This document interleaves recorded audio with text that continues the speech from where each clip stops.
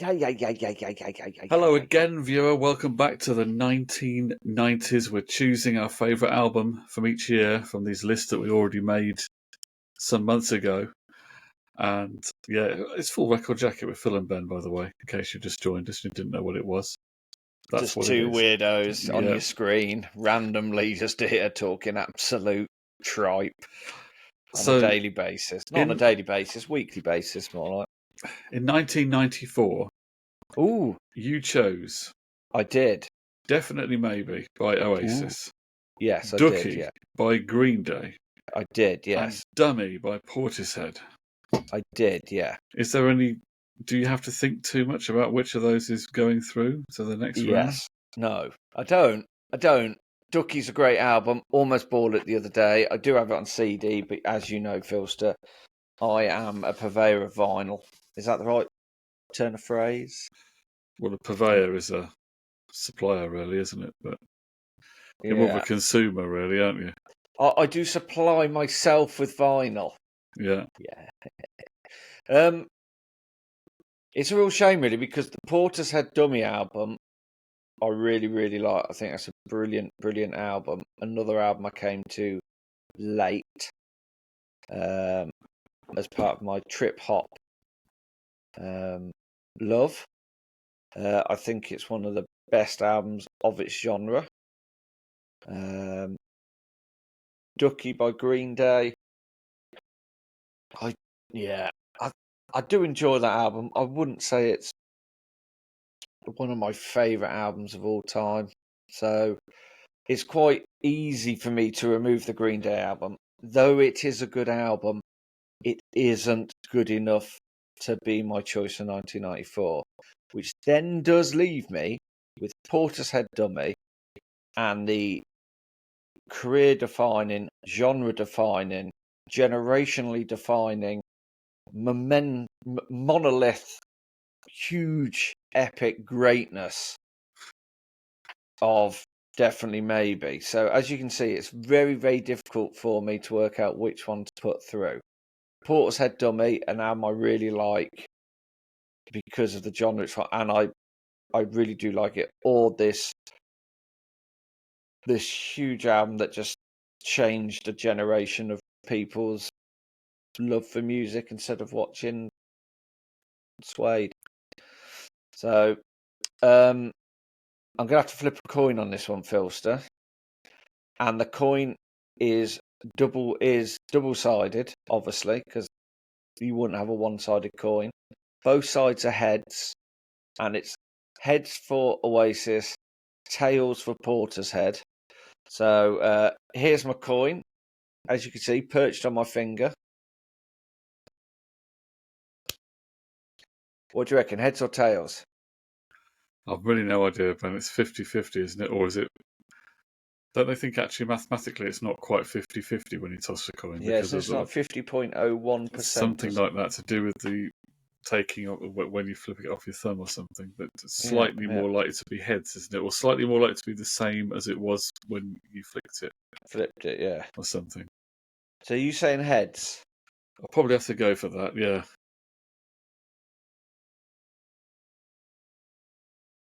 Drum roll. It's heads, Phil. Right. It is heads. I would never have guessed that's what we'd come down to. It was a tough decision for me. Yeah. And I have decided to put through Manchester's Finest, Shock Horror, Hold the Front Page, Stop the Press. I've chosen greatness is what I've chosen there, Philster. Greatness. Right. Well, I have a difficult one, really, with 94. What did you go for your 94? I don't even know whether I made the right choices for 94, but I made them. I went with REM and Monster. Yes. Which is, it seems to, if I look online now on social media, it seems to be getting a little bit more love than it did at the time. There are people who are still fans of this album. And then I went for a dark masterpiece from Neil Young with Crazy Horse Sleeps with Angels. And then I went for Beck and Mellow Gold. And there's no obvious winner here. No. I think you're going to go for. And it's also difficult because I've already chosen an REM album. I think that's what you're going to go for. And I already chose a Neil Young album. Yeah. Which has got more chance of winning. I don't know. It doesn't really matter which has got the most chance of winning. I feel like Chicken Tonight. There's a 90s reference. Although I do really like the Neil Young album, it's not one you can necessarily put on every day to rock out to. Yeah. I'm not saying I will put the REM one on every day, but I think it's probably one I could listen to more often. Yeah. So do you know what? I'm going to go. I'm just going with REM and Monster. Just going to go. It almost feels like you're just settling there, Phil. Yeah, that's what I'm going with. Yeah. Right. Oh, another difficult choice for you, Ben. In 1995. Oh, what did I choose in 95? Would you be going for Pulp's Different Class, Radiohead, The Bends, or Oasis? And what's the story? Morning Glory. Do you know what? This is actually harder. It's not going to be hard for me, but it is harder than it should be. The second album by Radiohead, I think is a really. I mean, some of the songs on it: "Fake Plastic Trees," "High and Dry," "Street Spirit," and "Just," great tracks. It is possibly my. I mean, I discovered I knew of Radiohead, but I've found a liking for them more as I've got older. I feel like the Smiths, innit? In my youth, I found them just a bit too complicated. It was like trying to eat Sunday. You know what? Oasis are Sunday dinner, knife and fork, and Radiohead are a Sunday dinner, but you're trying to use chopsticks, but only using your eyes to eat it with. It's more difficult than it should be. Pulp's Different Class, was it? I think it's the follow-up to His and Hers from 94. Common People, Disco 2000, Sort Freeze and Wiz. Misshapes. I think it won the Mercury Music Prize of 96 as well, didn't it? That Pulp album. Another album I should have probably listened to at the time, but didn't because one album was filling my headphones all the time. I think they won the Mercury Prize for the earlier album. Did they? I thought they won it for this one. I think they won it for His and Hers. Oh, I may be wrong about that, but have a look. Let's find out now. Let's do this live, Phil. Here we go. What would it have been? Mercury Music Prize, yeah. Mercury Music Prize 1995. 96, 95, 96, because it came out 95, didn't it? It came out. Didn't it come out about a week after Morning Glory? Well, here's the list. A couple of weeks after Morning Glory. I think it was the end of October. So 92, the Mercury Prize, first one was 92. Primal Scream, Screamadelica won it. Suede won it with their debut album in 93. M People's Elegant Slumming won it in 94. What? M People? In what year? In 94. I remember 94? that. 94? M People? They beat The Prodigy. They beat Pulp, His and Hers. They beat Paul Weller's Wildwood. Take That's what? Everything Changes. That's just mad. Blur's Park Life. They gave it to M People. Madness. Maybe that was before M People was played everywhere on the radio. So perhaps people hadn't got annoyed by it at that point. I can't. Well, yeah, I'm shocked by that one. That's pulled the rug from under my feet. That one has. Moving on up to 1995, the winner was Portishead's Dummy. Great album. If only somebody had put that in their top 3 and then pull it through. They beat Supergrass, Oasis, Van Morrison, PJ Harvey, and Elastica, amongst others, to take that one. Do you know what? I can sort of see why it did, because it is a great album. So now you are correct that Pulp's Different Class was the winner in '96. You're right. They beat the Manic Street Preachers, Oasis, Underworld, and Black Grape, amongst others. Which Manic's album would it have been? Everything. It was Everything Must Go. It was Everything Must Go. Yeah. Oh, that did come out in 90. Did that come out in 96 or 95? It wasn't out in 95.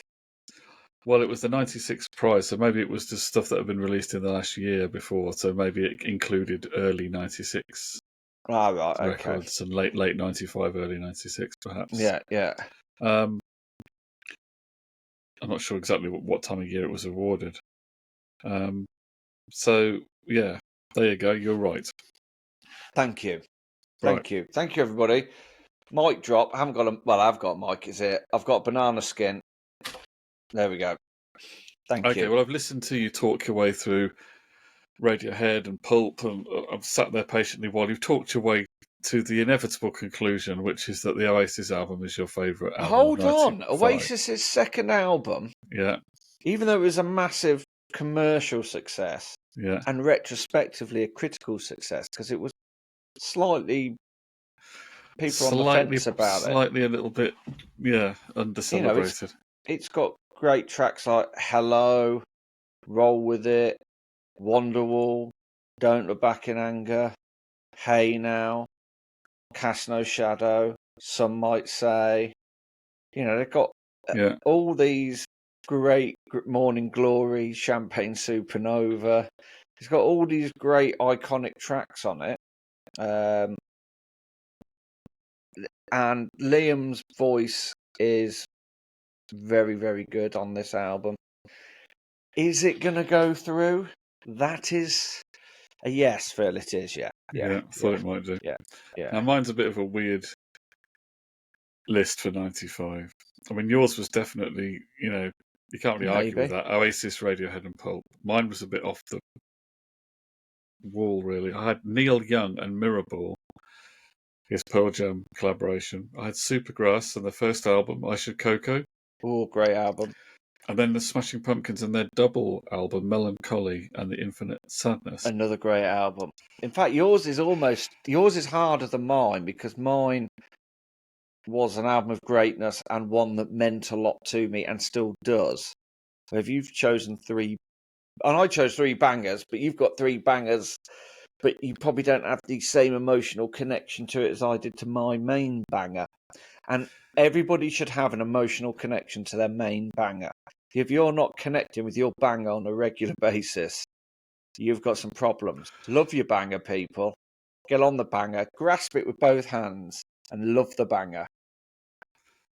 I do really like that Neil Young and Pearl Jam album. I like the fact they did it very quickly. Brendan O'Brien's production. It's not nothing fussy about it. And I do think the songs on it are great. The Supergrass debut album is a very good album, Philster. Did I play that more? I don't know which one I listened to most at the time. I listened to most of them at the time. Those are probably the two that I did play the most at the time. I've put through a Neil Young album already, haven't I? You have, yeah. But it doesn't matter if you've already put one of them through, Philster. It's your favourite album of that. It's not the critically I think my favourite one. is probably the Neil Young album. Well, then put that through, Philster. Oh, let's put it through then. Let's go that. That's it. Go with that. Right. Yeah. So, remember, this isn't the best album. No. This is our favourite. Fair enough. If people don't like it, they can write their name and addresses and all their hate mail to Phil Smith at number 2. I don't give a what you say at Who Cares Avenue, PO Box 193, Who Cares Town. Okay, so that sums up 95. Yes. And 94. And 94. So I've gone Neil Young, Mirrorball. Ben's gone Oasis, What's the Story? I've gone with REM's Monster, and Ben's got Definitely Maybe. We've got a bit of a thing going there, Ben. We've got some slightly noisy American alternate rock type things from me. Yeah, and some slightly noisy Oasis albums from you. Yeah. Yeah. That's basically it. Yeah. And we've got 96, 97 still to come. Still to come. Join us for that. Thank you for watching. Bye.